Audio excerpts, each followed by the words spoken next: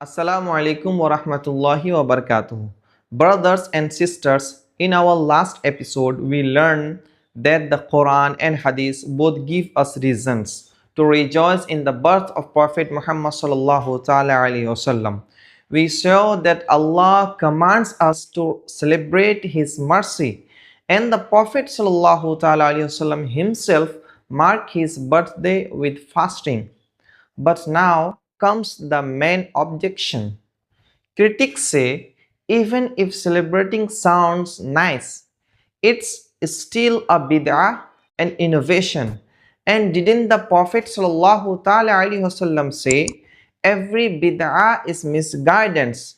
This is a serious question, and today we will get to the bottom of it.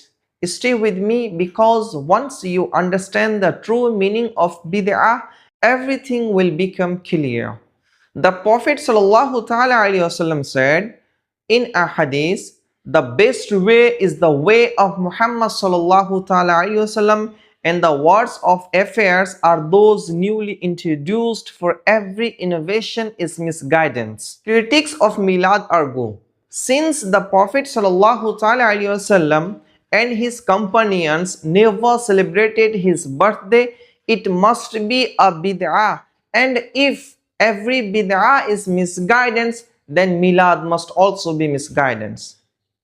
At first, this sounds convincing, but is this really the full picture? What does bid'ah mean? Let us first understand the word itself. Linguistically, bid'ah comes from the Arabic root bada'a, which means to create something new without precedent. The Quran uses this word in Surah Al-Baqarah, verse number 117.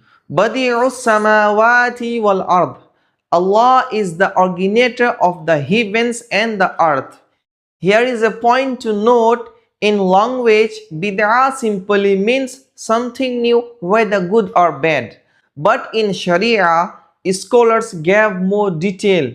Imam Nabi said, in the Sharia sense, bid'ah is the invention of a practice that did not exist in the time of Prophet Muhammad sallallahu ta'ala alayhi wasallam. So yes, celebrating Milad is new, but does being new automatically mean it's haram? Let's see what the scholars say. Two types of bid'ah. Imam Shafi, one of the greatest imams, said there are two kinds of bid'ah: a praiseworthy bid'ah, bid'ah hasana, and a blameworthy bid'ah, bid'ah sayyi'ah. Whatever is in accordance with the Quran and Sunnah is praiseworthy. Whatever contradicts them is blameworthy. Hazrat Umar ibn al-Khattab radiyallahu ta'ala anhu, when he gathered people to pray Tarawih in congregation, said, Ni'matil bid'atu hazi. What a good innovation this is. Here is a point to note. If every bid'ah were evil, Umar radiallahu ta'ala anhu would not have called Tarawih in congregation a good innovation. 5 categories of bid'ah. Later, scholars like Imam Nabi and other Imam divided innovations into 5 categories, just like the 5 ruling of Islamic law. Number 1. Compulsory innovations. Bid'ah wajibah. Example, compiling the Quran into one book, adding vowels, marks for proper recitation. These did not exist in the Prophet's time but became necessary. Number 2. Recommended innovations. Bid'ah mustahabba. Example, building madrasas, writing Islamic books, holding milad gatherings. Number 3. Permissible innovations. Bid'ah mubaha. Example, cultural practices like new foods, clothing styles or tools. Number 4. Disliked innovations. Bid'ah makruha. Example, over decorating mosque in a way that distract from prayer. Number 5. Forbidden innovations. Bid'ah muharrama. Example, false beliefs, corrupt ritual, or anything that contradict Quran and Sunnah. Here is a point to note. When the Prophet ﷺ said every bid'ah is misguidance, scholars explained this refers only to the forbidden type of innovation, not to every new thing. So now, where does Milad-un Nabi fall in these categories? Think about what usually happens in Milad gatherings. Recitation of Quran, narration of the Prophet ﷺ life, sending salawat upon him, feeding the poor and giving charity. Are these against the Quran and Sunnah? No. In fact, they are encouraged.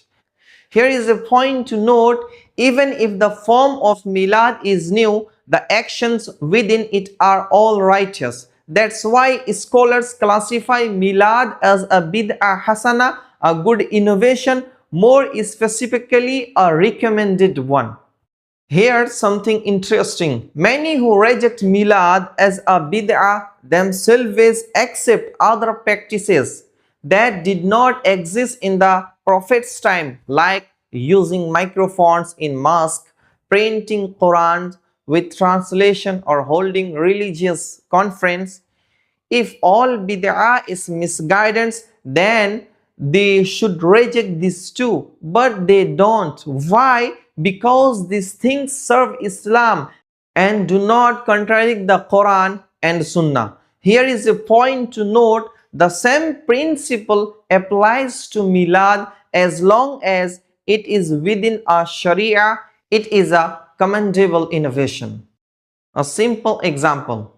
Think about this. The Prophet ﷺ never used a loudspeaker to give khutbah, but today we use microphones so thousands can hear. Would anyone call this haram? No, because it helps people hear the words of Islam.